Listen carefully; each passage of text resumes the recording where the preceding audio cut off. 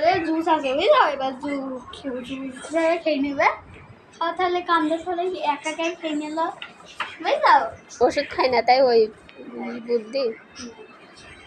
কি করবো আবার বললো, আমি বুঝতে পারিনি।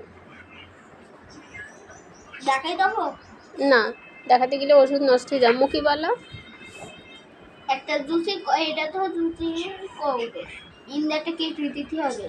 কেক দিয়ে এর ভিতরে ওই ওষুধটা ওই বোতলটা ঢুকিয়ে দিতে হবে। বাট এর ভিতরে পাইপটা দিয়ে দিতে হবে। পাইপ দিয়ে এবার সব বাচ্চারা মনে করবে এর ভিতরে জুস আছে, এবার জুস ভেবে খাবে। এবার জুস ভাবে খালি তো এক বোতলে ওষুধই খেয়ে নেবে সব। তখন নাইনি যতই কাজ করো কাজ হবে না।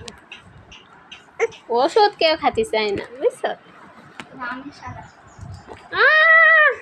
নিজে ওষুধ খাতে গেলে বমি করি দেয়, আবার বলছে আমি ছাড়া। তা নিয়ে আসবো তাহলে ওষুধ।